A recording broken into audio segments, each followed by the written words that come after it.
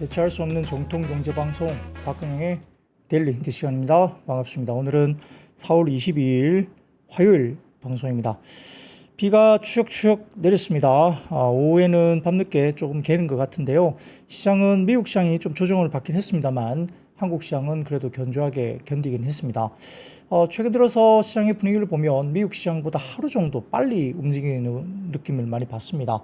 우리나라가 먼저 미국 선물 관련된 부분을 반영해서 하루 정도 빨리 움직이고, 지금 미국 선물 시장이 아마 제가 원고 마무리하고 넘어올 때쯤 선물 시장에서 플러스 1% 가까이 올라가는 모습이 보이기도 했는데, 결국 그러한 것들이 어제 미국 시장이 하락을 했음에도 불구하고 오늘 한국 시장이 좀 버틴 그런 이슈가 되지 않을까 생각도 들고요. 여러 가지 부분에서 밸류에이션 부분도 국내 시장이 그렇게 빠질 만한 구석이 크지 않다라는 점도 여전히 시장의 하방 경직성을 충분히 이렇게 보여주는 그런 이야기가 되고 있습니다. 시장이 그래도 이제 올라가는 동력은 역시 관세 협상이라든지 몇 가지 모멘텀이 좀 나와야 될 텐데, 아직까지는 그런 눈치 보기 등이 포함돼서 종목별로 섹터별로 견조하게 올라가기보다는 실질적으로 지금 정책 테마, 그러니까 대선을 앞두고 주요 대선 공약들 관련된 후보군들의 언급에 따라 이런 테마성 종목들이 굉장히 움직임이 활발하게 움직이고 있고요. 오늘도 그런 모습들이 굉장히 많이 나타났습니다. 그래서 사실 오늘 방송 내용 중에 실질적인 종목 섹터, 정상적인 어떤 그런들보다는 아마 대선 공약 관련된 이슈 때문에 움직인 내용들이 조금 공식적으로 많이 깊게 들어갈 수는 없지만 그런 내용들이 조금 더 내용이 좀 채워질 가능성이 있고요. 그것 때문에 오히려 전체적인 오늘 방송의 내용은 전반적인 매크로 이야기들, 이런 것들을 조금 더 제가 힘을 좀 실어 볼 거고요. 섹터 이야기는 결국 테마성 움직임인데 그런 것들은 좀 짧게 말씀을 드린 것이 맞지 않을까 생각을 합니다. 자, 양말님께서 오늘 제가 빨간색을 입으니까 내일 상승장이다 이야기 하시는데요. 그냥 있는 거대로 입고 나왔어요. 그러니까 너무 옷 색깔에 너무 이렇게 예민하게. 그러니까 올라가면 좋죠. 저도 당연히 올라가길 바랍니다. 많은 분들이 지금 변압기 이야기를 많이들 하시는데요. 네, 변압기 이야기는 조금 더 제가 말씀을 드릴 거고요. 탈감님께서도 변압기 고장 났다고 고쳐달라고 말씀들 하시는데, 어쨌든 제가 변압기 이야기는 오늘 간단하게 준비를 했으니까 그 부분 좀 이따 말씀드릴 거고요.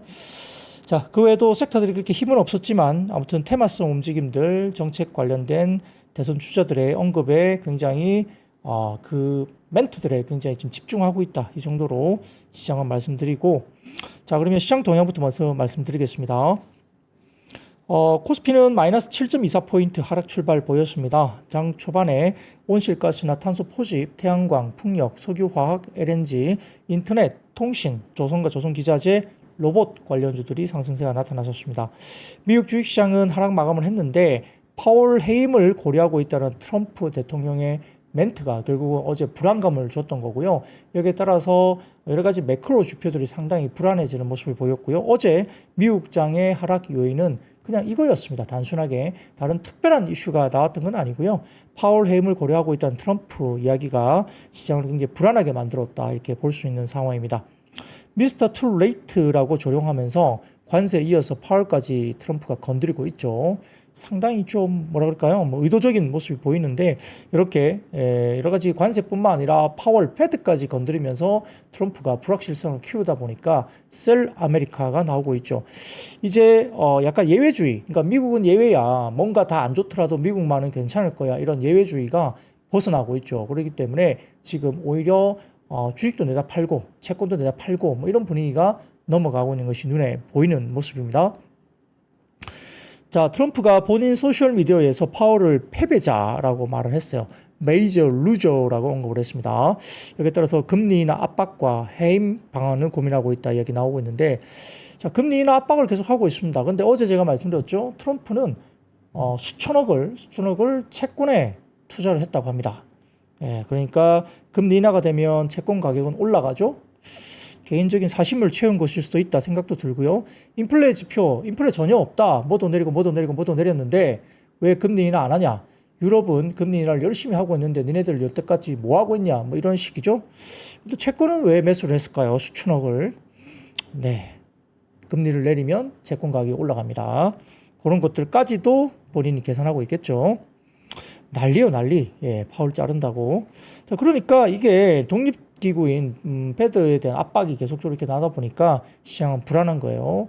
트럼프가 이상한 짓을 해도 패드가 뭔가 독립적으로 시장을 좀 더 안정적으로 받쳐줄 거라는 그런 생각을 갖고 있는데, 이러한 패드를 압박하면서 계속 뒤흔들고 막 흔들고 있으니까 시장은 더 불안해질 수밖에 없죠. 자, 코스피는 전반적으로 방향성은 부재했습니다. 그리고 금주 관세 협상 시작에 대한 기대감이 아직 유효한데요. 외국인들은 여전히 순매도가 나오는데, 근데 뭐 규모는 그렇게 크진 않습니다. 따라서 코스피 같은 경우는 뭐 보합선, 코스닥도 보합선 이렇게 움직임이 있었고요. 미국 국채금리가 어제 10년물 금리 4.4%로 다시 상승을 했어요. 트럼프 대통령이 원하는 대로 움직이지 않고 있죠. 달러 인덱스는 연중 신저가 경신했고, 엔캐리 트레이드가 나올 정도만큼 지금 엔달러 환율도 상당히 지금 빠지고 있습니다. 그렇기 때문에 이런 부분들이 역시 캐리 트레이드 관련된 부분들을 자극할 수 있다는 점까지 내려오니까, 그러면 좀 더 이 자금의 이동이 활발하게 커질 수 있기 때문에 불안한 거예요. 그러니까 어느 지점을 붕괴시켜 버리면 이때 자금의 흐름이 크게 이동이 될 수 있다는 불안감이 역시 있는 겁니다. 미국 자산에 대한 매도세가 나타나면서 금과 엔이 같이 올라가고 있죠. 이런 것들이 역시 나오고 있고요. 금이 올라가는 것도 역시 이런 국면에서 볼 수 있습니다. 자, 외국인들은 8거래 연속 현물 순매도입니다. 4월 10일 제외하고는 3월 28일 이후에 전일 순매도 지속이지만, 그래도 다행히 매도 금액 규모는 조금 축소되고 있습니다. 업종별로는 인터넷과 조선 방산, 증권, 보험 업종 상승을 했고요. 반도체나 자동차, 금융 지주는 하락을 보였습니다. 미국의 반도체 수출 통제 강화에 화웨이의 엔비디아 대체 가능성이 이야기가 나오고 있고요. 중국 내부에서도 화웨이 AI 관련된 이 부분들이 좀 커질 수 있다 이런 내용이 나오다 보니까 엔비디아도 마이너스 4.5% 하락을 했습니다. 국내 반도체 업종도 약세였고요. SK하이닉스와 갈등 언론 보도로 가시화됐던 한미 반도체가 돌연 IR을 또 연기하는 모습이 보였습니다. 이것도 좀 그렇게 좋은 모습은 아니죠. SK하이닉스는 TC 본도 공급망 안정화 노력을 하고 있는데, 이 한화그룹 쪽에서 TC 본도 관련된 뭐 여러 가지 이 장비를 이렇게 SK하이닉스와 공급 계약을 하다 보니까 한미 반도체 입장에서는 다소 조금은 전략적인 접근이 가능한 상태이고요. 여기에 따라서 약간 언론 보도 상으로서는 SK하이닉스와 한미 반도체가 갈등을 겪고 있다 식의 뭐 언론 보도가 일부 나오고는 있습니다. 자, 그리고 오늘 뭐 대부분 섹터들이 정책 관련 테마 쪽으로 쏠리면서 친환경, 탈탄소 이런 섹터 관련된 테마군이 역시 급등을 했는데요. 이재명 후보가 대한민국을 탈석탄, 탈플라스틱 국가로 만들겠다 공약을 하면서 관련 친환경, 환경 관련된 테마주들이 주가들이 올라왔습니다. 자, 그리고 코스닥은 지수 상승 요인 부재에 개별 이슈에 따른 테마 장세가 역시 지속되고 있는데요. 필요사 AI 관련 종목 중에 4x4, 그리고 행정수도 이전 세종시 관련된 종목도 삼표 시멘트, 그리고 출산 장려 관련 쪽도 아가방 컴퍼니, 이런 정책 수혜 관련 테마 장세가 지속되고 있다는 점이 특징입니다. 그린케미칼도 상한가 장중 올랐고요. 에코바이오도 상한가 올라가면서 친환경 관련주, 그리고 탈플라스틱, 석탄 발전 폐쇄 공약 이런 것들이 역시 관련된 종목들 급등세를 이루었던 한 주입니다. 자, 그리고 제약바이오 같은 경우도 선별적 주가 흐름인데요. 네이처셀 FDA 승인 관련해서 상한가를 올랐고요. 신라젠 같은 경우도 FDA 임상시험 계획 변경 승인에 강세를 보였습니다. 리가켄 바이오 같은 경우는 오늘 거의 6% 가까운 급등세가 나타났고요. 코스피는 지난주 17일부터 4거래일 연속 강보합세 유지됐지만 거래는 극도로 위축된 모습이 나타나기도 했고요. 최근 2거래일 연속 거래대금이 5조 원대에 머물고 있기 때문에 오늘도 오후장까지 거래대금 거의 5조 원 남짓에 불과합니다. 거래대금 자체가 워낙 말랐습니다. 실적 시즌 앞둔 종목별 실적 기대감과 대선 국민에서 후보별 공약에 따른 종목 장세, 테마 장세가 강하게 나타나고 있다는 것이 특징입니다. 그 가운데 방산업종이 오늘 강세였는데요. 1분기 실적 발표를 앞두고 수출 호조와 호실적 전망 때문에 LIG 넥스원이 오늘 급등을 했고요. 한국항공우주, 현대로템 등도 강세였습니다. 조선과 조선기자재 업종 또한 한미 통상협의를 앞두고 미국과 협력 기대감이 지속되면서 관련된 조선과 조선기자재 강세를 보였고요. 풍력에너지 업종도 정부의 신안군 해상풍력 집적화단지 지정 및 19조 원 투자 계획 소식과 이재명 후보의 친환경 공약 발표 등이 더해지면서 SK 이터닉스와 SK 오션플랜트, CS 윈드의 친환경 에너지 관련주가 상승을 나타냈습니다. 한편 반도체 업종은 약세였죠. 화웨이의 AI 칩 대량 출하 계획과 아마존의 데이터 센터 임대 일시 중단 논의 등에 대한 기사가 나오면서 우려가 확산됐고요. 미국 반도체 기술주 하락도 영향을 받았습니다. 전력기기 업종은 HD 현대일렉트릭 1분기 실적 발표 이후에 차익 실현 매물이 출회됐는데요. 효성중공업과 엘진전기 등의 업종 전반적인 하락세가 나타났습니다. 오늘 댓글창에서도 말씀드렸듯이 현대일렉트릭이 좀 어이없다. 실적은 굉장히 좀 견조하게 나왔습니다만 주가가 뭐 9% 이상 상당히 급락을 했기 때문에 좀 어이없다는 이야기 나오는데요. 결국 아마존 관련된 이슈가 오늘 기사가 나오면서 전력기기나 이런 쪽이 조금 이슈가 된 것 같고요. 에리스 일렉트릭 같은 경우는 실적 발표가 컨센 하회로 나왔지만 오늘 여러 가지 부분에서 리포트가 또 나왔죠. 리포트가 백업을 해주면서 오늘 좀 상대적으로 덜 빠진 그런 모습을 나타나기도 했습니다. 다만 그렇게 전력기기가 빠질 이슈냐에 대한 부분은 좀 이따가 다시 한번 설명을 드리겠습니다. 한편 바이오 업종 같은 경우는 전반적으로 혼조세를 띄었지만 신라전의 항암제 특허 확보 소식과 네이처셀의 FDA 조인트 스템 임상 3상 시험 인정, 그리고 리가켄 바이오나 ABL 바이오 등의 미국 아마케 관련된 모멘텀, 그리고 기술 이전 모멘텀 유입됐던 개별 종목 이런 위주로 상승세가 나타났습니다. 자, 여기 따라서 업종 탑3는 금속과 증권, 보험 쪽이고요. 업종 바텀3는 종이 목재와 섬유의료, 전기전자 쪽으로 들 수 있습니다. 실적 발표로 보면은 4월 23일 삼성바이오직스와 LG이노텍 예정되어 있고요. 그 다음에 24일 같은 경우는 현대차와 하이닉스, KB금융, 그리고 25일은 기아와 삼성 SDI 쪽이 예정되어 있습니다. 한국 주요 기업뿐만 아니라 미국도 4월 22일 날 테슬라 이야기되어 있고요. 그 다음에 24일 날 알파벳 등 빅테크 1분기 실적 발표가 됩니다. 테슬라는 좀 보수적으로 보셔야 될 것 같고요. 뭐 나머지 알파벳 같은 경우도 약간 뭐 좀 보수적으로 일단 이야기하는 게 맞지 않나 싶습니다. 다만 캐펙스라는 여러 가지 이슈들을 좀 봐야 될 것 같고요. 24일 저녁 9시 관세 협상이 미국과 한국 진행이 됩니다. 우호적인 결과 도출이 되면은 만약에 관세 때문에 많이 타격을 받았던 가전이라든지 자동차 등의 피해가 우려가 컸던 낙폭과대주에 대한 오히려 반발 매수세가 들어올 가능성이 있다는 점도 저희가 주목을 해야 될 것 같고요. 관세 협상에 정부가 관세 협상 카드로 뭐 조선이나 LNG 이쪽으로 어떻게 또 풀어나갈 것인가 이 부분도 한번 체크 포인트로 생각을 해보시면 좋을 것 같습니다.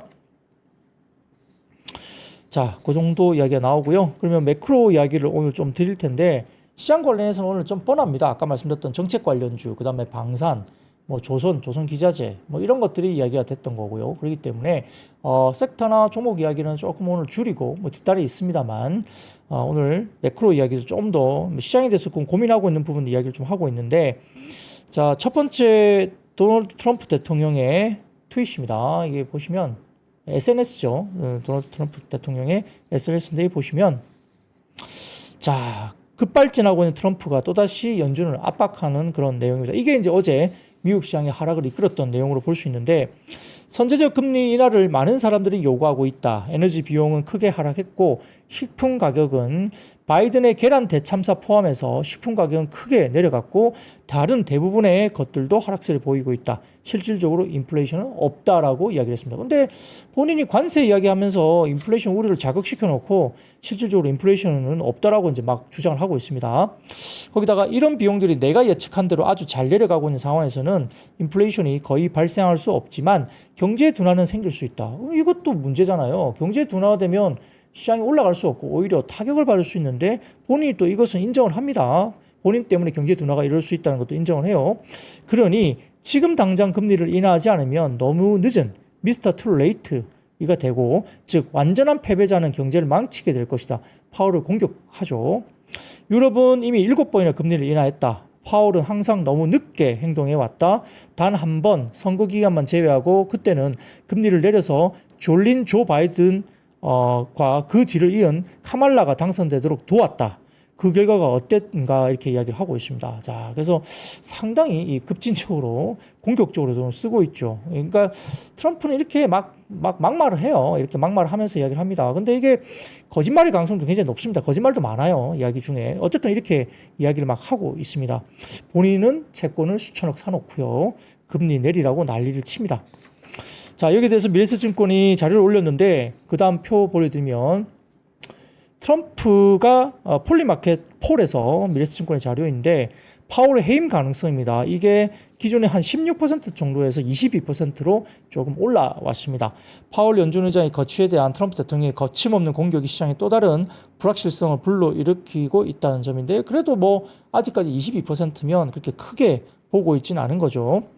자, 그 다음 두 번째입니다. 연준의 긴급 금리 인하 가능성인데요. 조금 높아졌습니다. 여러모로 불확실성 상이다 보니까 연준의 금리가 긴급적으로 인하될 가능성 이야기 나오는데, 일명 연준의 풋이죠. 이에 대한 시장 기대치가 점차 높아지고 있죠. 이것도 한 16% 언저리쯤에서 지금 30%대로 올라가고 있습니다. 근데 연준의 조치는 전제 조건이 필요하기 때문에 이게 가능성이 그렇게 높다고 보기도 좀 어렵습니다. 파월이 여전히 최근에 이렇게 인터뷰를 하면서 나도 잘 모르겠다 이야기를 했고요. 물론 관세 정책에 대해서 잘 모르는 게 당연하죠. 아직까지 어떤 일이 벌어질지 관세는 이렇게 세게 매기고 있는데 도대체 이게 어떤 식으로 갈 것인가는 아직은 잘 모르겠다. 그 말이 맞는 거죠. 그래서 세 줄 정리를 하자면, 역사상 미국 대통령이 연준 의장을 해임한 적은 단 한 번도 없었다는 거고요. 두 번째, 법률상 정당한 사유 없이는 거의 불가능하다 봅니다. 관련법이 Federal Reserve Act 1913이라는 관련법이 있습니다. 법률상 정당한 사유가 없으면 불가능하다. 세 번째, 의회나 시장의 반발로 정치적 경제적 비용이 막대할 것이다 라고 보는 것 같습니다. 그래서 파월 의장 자르기가 상당히 어렵다고 이야기를 하는 거죠. 자, 그런 것 때문에 전반적으로 이야기되고 있고요. 여기에 따라서 미래지증권은 트럼프의 파월 해임 논란에 대해서 이야기를 합니다. 연준 의장의 임기는 법률로 보장되어 있고, 연준 의장은 연방준비법 제10조에 따라 대통령이 지명하고 상원의 인준을 받아 임명되는데, 의장의 임기는 4년으로 명시되어 있고 대통령이 마음대로 해임할 수 있는 조항은 존재하지 않습니다. 해임 관련해 명확한 법정 조항은 부재하기 때문에 연준 이사 같은 경우는 사임, 사망 또는 대통령에 의한 해임을 언급하는 조항이 없고, 실제로 의장을 해임하는 절차나 권한이 대통령에게 있다고 명시된 조항이 없습니다. 이는 연준의 정치적 독립성 보장을 위한 구조적인 장치로 볼 수 있고요. 해임 시도 시 법적 논란 야기될 가능성이 있는데, 대통령이 정당한 사유를 주장하면서 파월 의장을 해임하라는 경우에는 이는 헌법적 논란과 법정 다툼으로 이어질 수 있고, 일부 법학자들은 행정절차법이나 일반 공직자의 해임 관례를 근거로 해임 가능성을 제기하기도 하지만, 이는 법적으로도 불확실하다고 봤습니다. 역사적 사례도 없다는 거죠. 연준 의장의 임기 중에 대통령에 의해서 해임된 역사적 전례는 전무하고요. 실제로 트럼프가 과거 파월 의장의 금리 정책에 불만을 표시하면서 해임 가능성을 언급한 적이 일기 때도 있었지만 실제로 해임 조치를 취하지는 않았습니다. 자, 결론적으로 연방준비법에는 연준 의장을 대통령 임의로 해임할 수 있는 명백한 법적 근거가 존재하지 않고요. 대통령이 해임을 시도할 경우에는 법적 해석과 정치적 논란의 대상이 될 수 있고, 연준의 독립성 침해로 비판받을 가능성이 큽니다. 그럼에도 해임을 단행할 경우에는 연준에 대한 신뢰도 악화로 인해서 결국 이 부분 때문에 다른 게 망가지는 거죠. 해임을 할 수 있을지 없을지도 모르는데 불확실성이 증대되면서 결국은 달러, 미국 증시, 미국 채권시장 변동성이 확대가 불가피하고, 시장은 이 부분을 우려하고 있어서 어제 시장이 그렇게 빠졌다라고 볼 수 있습니다. 그러니까 뭐 다른 거 없이 어제는 그냥 트럼프 이런 한마디 때문에 시장이 빠진 거라 보시면 되겠습니다. 자, 그래서 그 다음 월스트리트 저널 이슈 관련 사설이 나왔는데요. 다음 이렇게 보여드리겠습니다. 월스트리트 저널의 사설에서 만약 백악관이 파월 연준 의장을 해임했을 때 시장이 어떤 반응을 보일지 시험하고 싶었다면 이번 주 월요일은 어제 시장이죠. 그 시험이 제대로 통과된 날이다. 그러니까 만약에 백악관이 파월 연준 의장을 해임했을 때 어떤 일이 벌어질 것인가가 어제 시장이 명확하게 보여줬다는 이야기를 한 겁니다. 미국 증시와 달러는 급락했고 장기 국채 금리는 급등했다. 이걸 명확하게 보여줬다는 거죠. 월요일은 전주 금요일 케빈 헤셋 국가경제위원회 국장의 발언, 즉 백악관이 파월 해임 가능성을 법적으로 검토 중이라는 말을 시장이 처음으로 완전히 반영한 거래일이다. 트럼프도 파월에게 경기 둔화를 막기 위해 선제적 금리 인하를 다시 한번 강력히 요구했다. 그 결과는 주식, 채권, 달러의 트리플 붕괴로 이어졌고 시장의 신뢰가 급격하게 무너졌다. 트럼프는 파월이 관세가 인플레이션과 성장 둔화로 이어질 수 있다는 공개 언급에 분노했고 성장 둔화 가능성을 인정하면서도 파월이 비난했다. 사실 성장 둔화를 누가 시킨 겁니까? 트럼프 본인이 시킨 거잖아요. 지금 관세로 붕괴시키고 있는데 본인 탓이 아니라 그것도 파월 탓으로 이야기를 합니다. 시장은 트럼프가 실제로 파월을 해임할지도 모른다고 두려워하고 있고, 물론 그것이 대통령에게 도움이 될지는 미지수다. 왜냐하면 금리 정책을 결정하는 FOMC를 바꾸려면 의장 외에도 더 많은 위원을 바꿔야 되기 때문이다.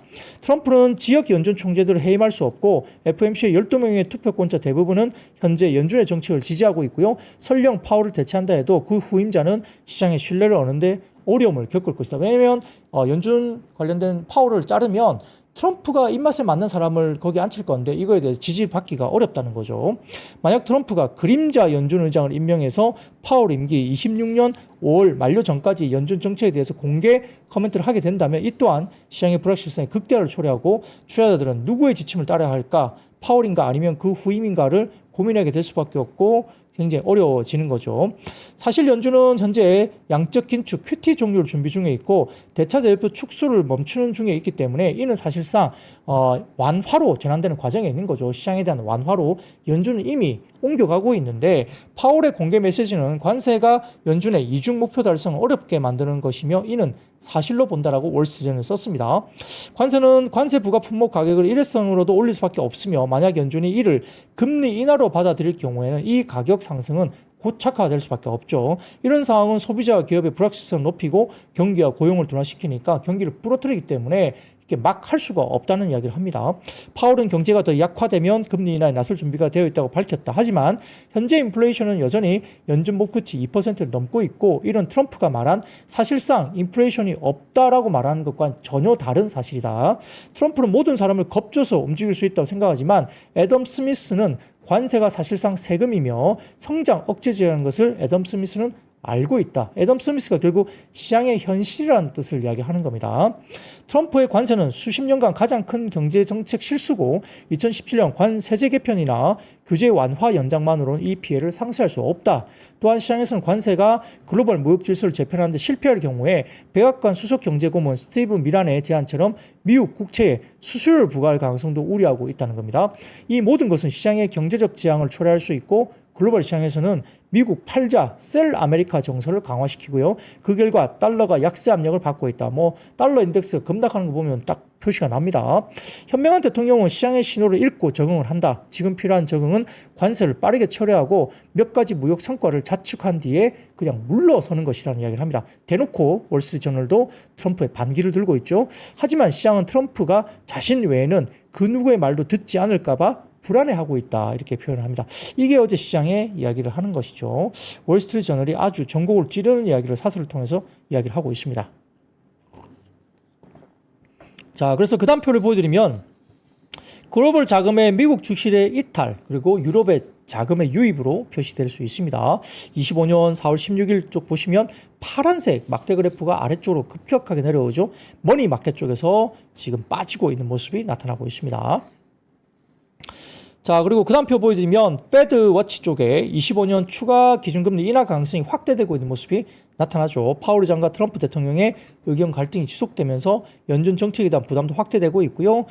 여기 따라서 경기 불확실성이 가중시키면서 투자심리 위축 요인으로 작용되고 있고 금리 인하에 대한 요구가 점점점 높아지고 있기는 합니다만 실제로 금리 인하가 이 정도 될지는 모르죠. 아마 지나보면 좀 알겠지만 모르겠습니다. 그래서 결국 경기를 부러뜨리면 금리가 내려갈 거로 생각을 했겠죠. 근데 정반대로 가고 있죠. 왜냐하면 본인이 뭔가 의도적으로 부러뜨리고 있는 것에 대한 반발 이런 것들이 셀 아메리카로 나타난다는 것을 예측하지 못했죠. 본인이 그렇게 부러뜨려 놓고 나면 셀 아메리카보다는 기본적으로 뭔가 두려움 때문에 경기에 대한 두려움 때문에 채권 금리가 내려가고 뭔가 연준이 금리 인하를 할 것이다 이런 생각을 했겠지만 시장은 현실이 그렇지 않다는 겁니다. 자, 여기에 따라서 하나증권에서 25년 4월 10일부터 11일 기점으로 지속되고 있는 매우 이례적인 크로스 마켓 움직임을 시장은 미국 자산에 대한 이탈 현상으로 해석하고 있다는 이야기를 하나증권에서 최근에 리포트를 썼습니다. 자, 단기적인 관점에서 이렇게 해석하는 것이 합리적으로 판단을 하는데 그 이유는 다음과 같다. 장기로 보면 좀 정상적으로 돌아오겠지만 단기적으로는 좀 그런데 첫 번째 채권 수익률 상승과 달러 하락입니다. 미국채 10년물 금리가 40bp 이틀 동안 4월 10일부터 11일 사이에 40bp 상승을 했고 동시에 달러는 3% 하락했습니다. 이 조합은 2000년 이후에 단 12일만 발생했던 현상입니다. 일반적으로 금리가 급등하면 달러가 강세를 보이는데 이번에는 동시에 하락했습니다. 시장 불안을 반영했다는 거고요. 두 번째, 채권과 달러 S&P 500 동반 하락입니다. 이 조합도 아주 희귀한 현상인데 보통 위험 선호 국면에서 채권과 달러가 하락하고 주식은 상승하는데 단 이번에는 세 자산 모두 모두 세 가지가 모두 하락했습니다. 이는 안전자산, 달러, 미국채로 몰렸던 자금이 이탈하고 있음을 의미를 하고 있습니다. 과거 유사 사례로는 금융위기 직후 2009년 그리고 미국의 신용등급 강등 시점 2011년 두 정도 아마 유사한 사례가 있었는데 그와 비견될 정도로 이상한 현상이 나타나고 있다는 거죠. 세 번째, 금의 상승과 나머지 자산의 하락입니다. 이 조합은 2008년 글로벌 금융위기 당시 리먼 사태 직후에만 볼 수 있었던 아주 이례적인 상황과 똑같은 상황이고요. 당시에는 모든 자산이 하락하고 금만 상승했는데 이는 금이 유일한 무위험으로 자산으로 여겨졌기 때문이라고 볼 수 있습니다. 이번에도 금값은 달러 기준으로 상승하고요. 그러나 스위스 프랑, 엔화 기준으로는 금값은 오히려 하락했다는 거죠. 달러 기준으로서는 금이 올라가고 있지만 스위스 프랑과 엔화 기준으로는 오히려 하락을 했고요. 유로화 기준으로는 보합입니다. 즉 달러 약세에 따른 금값 상승이었을 뿐 이는 달러 기반 자산에서 이탈이 있었음을 시사한다는 거죠. 그러니까 이게 결국 환율 기준으로 본다고 하면 달러 기준에서는 금이 급등하고 있지만 실질적으로 스위스 프랑과 엔화 기준으로서는 오히려 금값이 하락했다고 볼 수 있기 때문에 역시 달러 기반 자산이 빠지고 있다는 것을 보여준다는 겁니다. 결론적으로 봐서는 이건 진짜 달러 자산의 이탈로 볼 수 있다는 거죠. 그래서 단순한 포지션 정리, 베이시스 트레이드 청산이 아니라 리얼 머니가 투자자들의 달러 자산이나 매도가 있었을 것으로 본다는 겁니다. 또한 통화 흐름과 금가격을 볼 때 매도 주체는 선진국 투자자들이 아마 매도를 했을 것이라고 추정을 할 수 있다고 볼 수 있습니다. 자, 이런 것들을 기준으로 봤을 때 여러 가지 부분에서 상당히 고민이 많은 시장입니다. 그래서 오늘 조금 더 시장에 대한 이해를 좀 하기 위해서 조금 더 매크로 이야기를 조금 더 길게 했는데요. 이런 것들 가지고 시장이 어떻게 갈 것인가. 물론 미국 시장이 빠졌지만 한국은 좀 이례적으로 상대적으로 견조했습니다. 빠지지 않고. 그렇지만 거래대금이 지금 굉장히 많이 급락해 있고 또 거래대금이 없다 보니까 대형주라든지 정상적인 섹터 움직임보다는 이런 대선 관련된 정책 테마주 위주로 개별 종목 중심으로 이렇게 막 수급이 쏠리고 있다는 점도 국내 시장의 당분간 좀 고민거리가 될 수 있죠. 개인들이 그만큼 대선 관련된 정책 테마에 얼마나 빠르게 쫓아갈 수 있을 것인가 변동성이 너무 크기 때문에 급등락 막 이렇게 나오면 매매하기가 쉽지 않습니다. 뭐 그런 것들이 시장을 좀 더 어렵게 만들고요. 또 그쪽으로 수급이 쏠리니까 다른 종목 섹터들이 정상적인 종목과 섹터에서 수급이 빠져나가는 그러니까 그런 것들이 수급 공백이 생기니까 종목들이 좀 쉽지 않게 가고 있다 이런 생각도 들 수 있기 때문에 조금은 매매하시기에 어려운 국면이 될 수 있다라고 볼 수도 있겠습니다. 자, 그러면 섹터로 바로 들어가 보도록 하죠. 자, 첫 번째 섹터는 오늘 반도체입니다. 제롬 파월 페드 의장을 연일 압박하면서 중앙은행의 독립성과 달러와 지위에 대한 의심이 커지고 있으면서 3대 지수 모두 어제 급락세를 기록했습니다. 필라델피아 반도체 지수도 급락을 했고요. 그래서 필라델피아 반도체 지수가 어제 2.1% 하락을 했습니다. 엔비디아도 마이너스 4.51%, AMD도 마이너스 2.2%, 브로드컴도 마이너스 2.8%, 마이크론 테크놀로지도 마이너스 2.99% 등 주요 반도체 업체들이 대부분 하락을 했습니다. 특히 로이터 통신이 소식통을 인용해서 중국 화웨이가 중국 고객용으로 910C 그래픽 처리 장치 GPU를 대량 출하할 계획으로 밝히고 있습니다. 지금 중국 내부에서도 화웨이 제품으로 좀 대체하자 이런 이야기가 좀 있는 것 같아요. 그러다 보니까 엔비디아 주가가 큰 폭으로 하락하면서 $100 선이 붕괴됐습니다. 최근 트럼프 행정부가 엔비디아가 중국을 위해서 맞춤 제작한 H20 관련된 반도체 수출을 제한을 했고요. 이에 따라 엔비디아가 대중 수출에 타격이 있을 수도 있다는 전망이 나오고 있습니다. 여기에 따라 그 틈을 노려서 중국 화웨이가 AI 칩 관련 쪽을 대량 생산하면서 중국 로컬에 어느 정도 대응을 하겠다라고 나섰기 때문에 이런 부분들이 기본적으로 국내 반도체 예산은 썩 좋은 편은 아닙니다.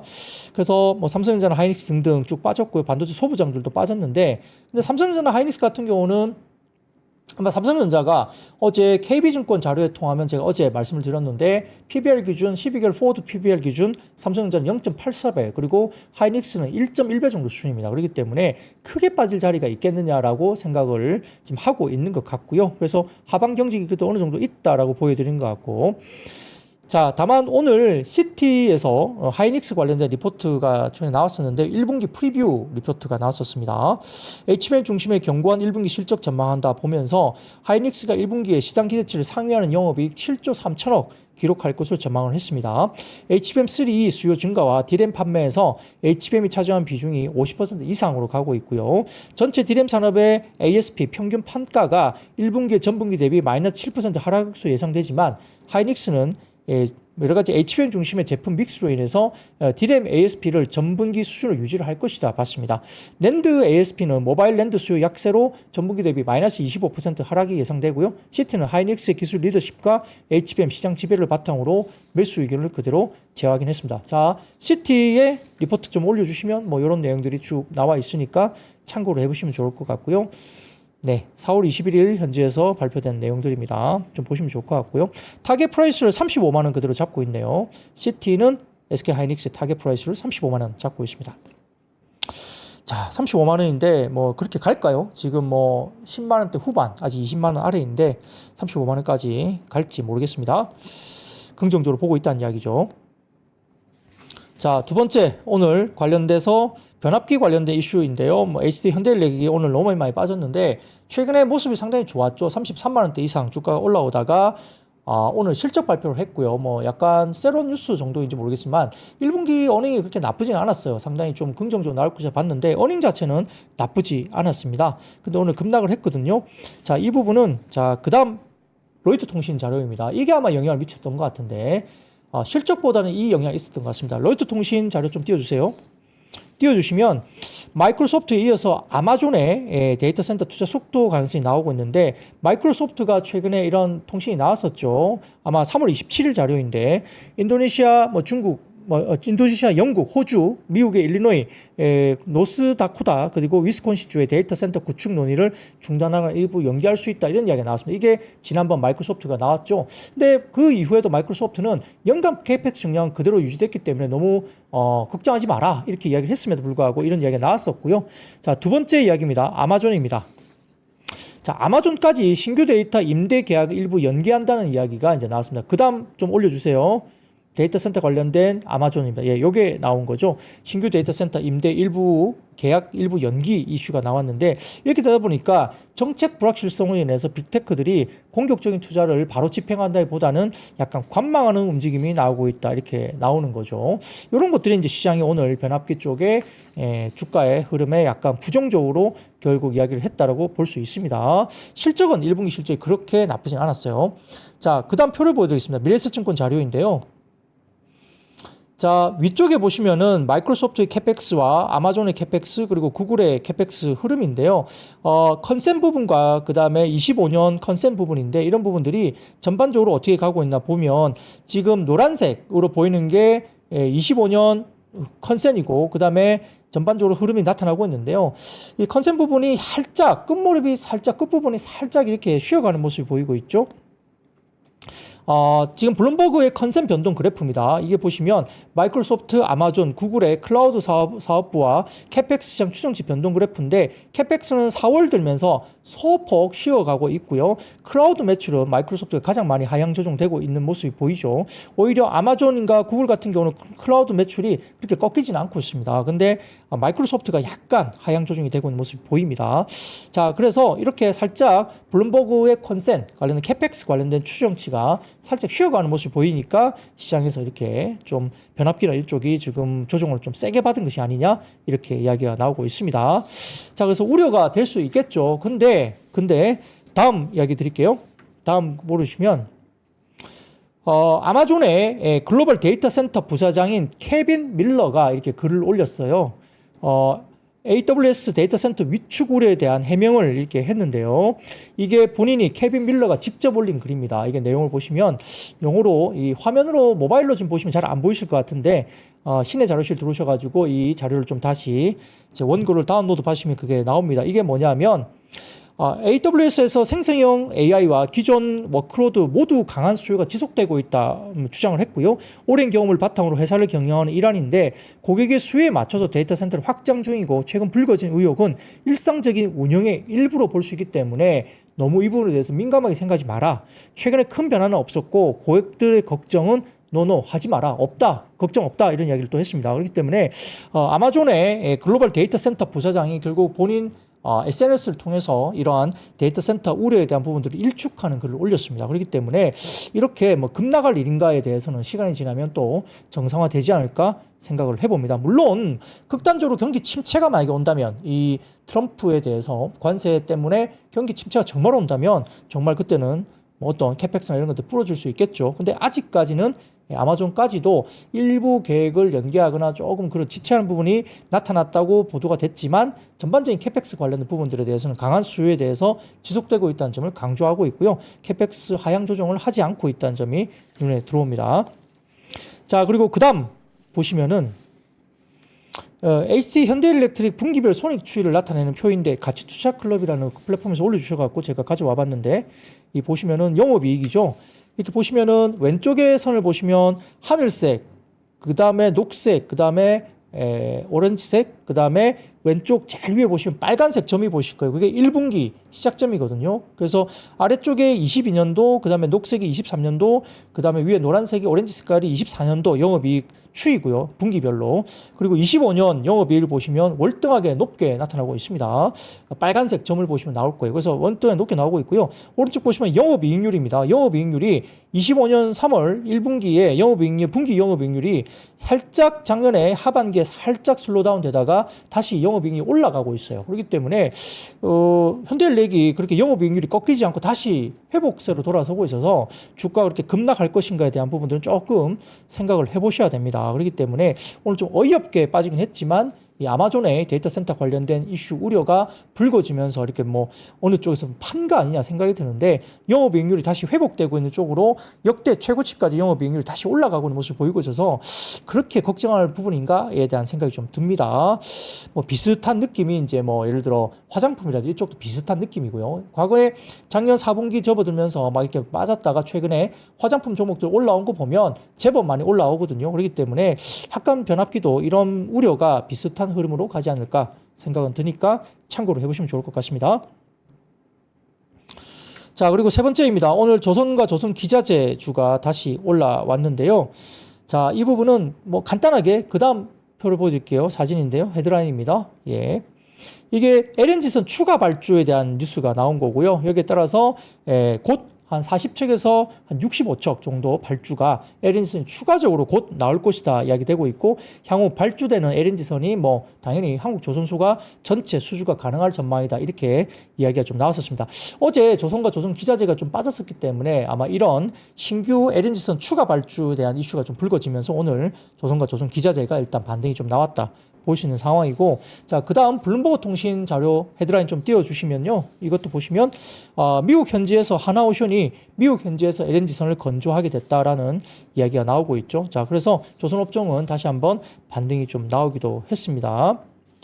자, 근데 이 조선업종에 대한 부분에 대해서는 높은 밸류에이션에 대한 부담이 여전히 있기 때문에 전고점 돌파에 대한 부분들은 아직까지는 좀 명확하게 그럴 수 있다라고 말씀드리긴 좀 어려울 것 같아요. 아직까지는. 그래서 기본적으로 밸류가 좀 높고요. 그렇기 때문에 아마 좋아지는 흐름들, 실적들에 대해서는 많이 선반영해서 주가들이 꽤 올랐었고 근데 이제 지금 뭐 바로 매도 차익을 보기에는 조금 뭐라 그럴까 아직은 모멘텀이 살아있는데 미리 선반영해서 주가들이 올라왔고 PBR 4배 이상까지 주가들이 올랐었기 때문에 이 부분이 좀 부담스럽다라는 부분도 분명히 있습니다. 그래서 그걸 돌파해서 PBR 4배 이상으로 그걸 돌파하고 더 올라간다. 이렇게 전고점 돌파한다 보기엔 조금 어려운데 그래도 모멘텀이 살아있기 때문에 여전히 단기적인 조정에 대한 국면들은 어떤 밸류에이션 부분의 부담 때문에 어떤 이슈가 터지면 나올 수가 있는데 단기적으로 좀 빠지면 그때 비중 확대를 또 해도 된다 정도로 보시면 좋을 것 같아요. 그래서 조선이나 방산 쪽이 그렇게 나쁘진 않습니다. 전방 산업이 그렇게 좋고 아직 모멘텀이 남아있어서 조선과 방산 아직은 긍정적이다 보는 입장이 있는데 조선업종에 대해서는 조금 조정시 비중 확대 뭐 이런 견해가 좀 많은 편이긴 하더라고요. 자, 그런 것들도 한번 참고를 해보시고요. 여전히 좋다라고 이야기하는 쪽은 여전히 뭐 일부 증권사 리서치가 아직은 여전히 좋다 이야기가 나와 있습니다만 내용은 좀 더 보시고요. 밸류에이션 부분을 꼭 체크를 또 해보셔야 됩니다. 마냥 좋다고 무조건 가는 건 아니죠. 뭐 밸류가 뭐 역사적으로 고점을 다 뚫고 올라가서 막 피크 찍고 있는데 여기서 더 좋다, 날아간다 이렇게 보기에는 조금 쉽지 않을 수도 있으니까요. 그런 것들도 좀 보시면 좋을 것 같습니다. 자, JJ돌돌님과 FM님께서 그래서 현대일렉트릭 사요? 늘 그런 질문들이 한 번씩 올라오시지만 늘 말씀드리지만 본인들이 적정한 밸류인가 그리고 해외 쪽에 변압기 쪽 관련된 종목들이 또 같이 움직임이 있는 것인가 뭐 국내에서 좋다고 부르짖어도 뭐 해외 쪽에서의 변압기 관련된 종목들이 같이 동반을 하락한다면 그 영향을 또 받을 수도 있겠죠. 그런 것들도 같이 한번 비교를 해보시는 것도 필요합니다. 뭐 단순하게 너무 많이 빠지면 당연히 비중 확대 기회로 잡을 수도 있겠죠. 뭐 아마 기본적인 분명히 펀더멘탈 부분들은 아직까지는 아마존이나 지금 마이크로소프트가 캐펙스 관련된 이슈에 대해서 하향 조정하는 공식적인 발표가 전혀 없었고 문제 없다는 이야기를 계속 하고 있습니다. 수요도 계속적으로 나오고 있고 연간 캐펙스 그대로 진행할 것이다 계속 나오고 있어서 그런 국면이라면 많이 빠지면 좀 사도 되지 않을까? 비중 확대를 좀 해도 되지 않을까? 그 정도의 고민을 한번 해보시는 것도 방법이지만 아무튼 뭐 해외 쪽에 관련된 이튼이라든지 일부 뭐 주의 번호바 이런 종목들 관련해서도 흐름이 어떤지 체크를 한번 같이 해보시는 것도 좋겠습니다. 자, 그래서 보시면 좋을 것 같고요. 사랑초님, 부장님이 일일 시황인데 수다쟁이라고 말씀하시네요. 제가 수다쟁이입니까? 50분 혼자 하면 말을 할 수밖에 없고요. 저도 힘듭니다. 50분 혼자 하는 게. 근데 해야죠. 근데 뭐 1시간, 2시간 해도 할 수 있을 것 같아요. 예, 그렇습니다. 자, 이제는 뭐 깊게 들어갈 건 없고요. 깊게 들어갈 건 없고 나중에 좀 이따가 제가 일부 태양광 관련 이야기를 조금 드리겠지만 나머지는 전부 다 이제 정책 관련된 이슈입니다. 대선 테마 관련 정책 이슈라서 그냥 짧게 넘어가 보도록 하겠습니다. 자, 이재명 더불어민주당 대선 예비 후보가 온실가스 감축과 탈플라스틱 공약이 나오면서 오늘 이제 급등이 나타났죠. 그래서 뭐 이 부분 관련해서 이제 기후 환경 정책을 발표했고요. 2028년 기후 변화 협약 당사국 총회 유치로 K 이니셔티브를 만들 것을 강조를 했고 2030년 온실가스 감축 목표를 달성하고 2035년 이후에 로드맵도 재빠르게 재정립하면서 2028년 제33차 유엔 기후 변화 협약 당사국 총회 유치로 환경 분야에서도 K 이니셔티브를 만들겠다 이게 나온 겁니다.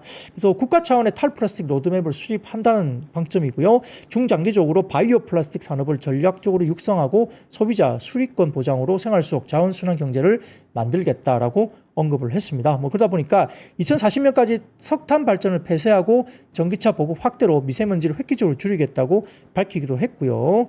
자, 그런 것들 때문에 뭐 에코바이오, 그린케미칼, 뭐 캠트로스, 에어레인, 금양 그린파워, 유니슨, 대명에너지, 에코아이, SK 이터닉스, 뭐 그리드 위즈 등의 온실가스라든지 탄소 포집, 뭐 풍력에너지, 태양광 이런 친환경 관련 쪽이 주가들이 상당히 좋았습니다.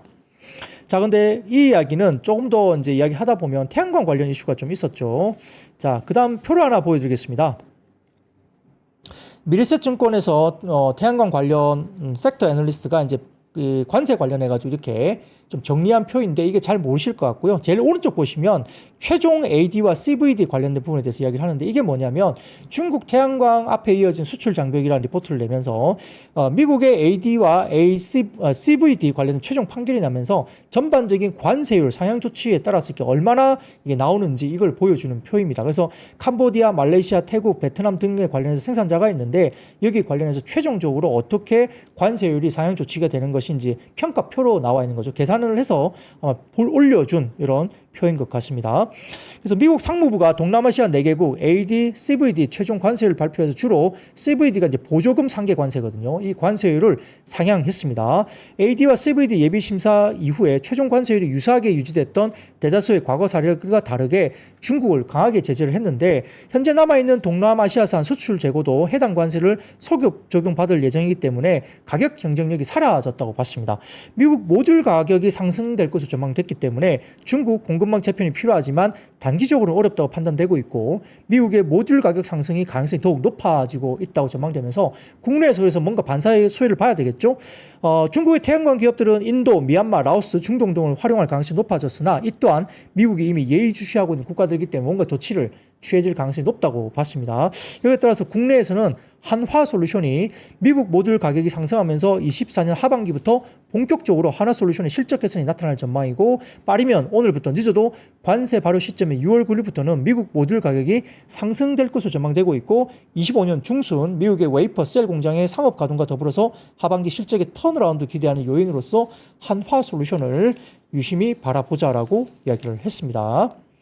자, 그런 것도 보시면 좋을 것 같고요. 자, 그 외에도 필요사 AI 관련주 이재명 대선 예비후보 방문과 자금 조달 규모 확대 모멘텀이 지속되면 며칠 지속됐습니다. 관련주가 역시 올라왔고요. 창투사 쪽도 여전히 움직임이 있었고 엑스페릭스, 그다음에 4x4, 펜스타 엔터프라이즈 이런 종목들이 있었고요. 그다음에 역시 대선 후보 가운데 전북에서 이재명 더불어민주당 후보가 스마트팜밸리 방문 예정 소식이 이르면서 농업 관련주가 주가가 올라왔습니다. 4월 24일부터 25일까지 광주, 전남, 전북 등 호남 지역을 순회하면서 구체적인 공약이 제시될 계획이다 보면서 먼저 선반영되면서 스마트팜 관련된 종목들이 올라왔죠. 우등지팜, 대동기업, 우림 PTS, 대동 이런 농업 관련된 종목도 올라왔고요. 그린플러스도 스마트팜 사업 때문에 주가들이 움직였습니다. 그리고 푸틴이 개전 이후에 처음으로 우크라이나 직접 대화 제한 소식이 있으면서 재건과 건설기계 관련주가 상승을 보였는데요. 4월 20날 잠시 휴전 관련된 이슈가 있었는데 아무튼 우크라이나 관련해서 푸틴 대통령이 양자회담을 제안한 것은 전쟁 발발 이후에 처음으로 이야기되면서 젤렌스키 대통령은 푸틴 대통령의 제안에 직접적으로 답하진 않았지만 수용의 뜻을 내비쳤다 이야기 나오면서 일단 이런 언급, 푸틴이 개전 이후에 처음으로 우크라이나와 직접 대화 제안을 했다라는 소식 때문에 재건과 건설기계 쪽이 상승했습니다. 트럼프 대통령 말은 안 들을 거예요. 푸틴은 트럼프 대통령 말 안 들어요. 왜냐? 푸틴이 왜요? 예, 트럼프 대통령 말을 들을 이유가 없죠. 느긋합니다. 그렇기 때문에 트럼프가 대통령 당선되면 하루 만에 휴전한다, 평화 협정할 수 있다, 큰 소리 쳤지만 이루어지지 않고 있죠. 푸틴은 러시아 대통령 트럼프 대통령의 이야기를 들을 이유가 전혀 없습니다. 느긋하죠. 예, 그렇기 때문에 푸틴의 움직임이 더 예의주시할 필요가 있다 이렇게 볼 수 있겠습니다. 자, 오늘 준비된 이야기는 여기까지입니다. 내일 상당히 많이 올랐으면 좋겠어요. 여러분은 기대해 보면서 내일 뵙겠습니다. 여러분, I see you.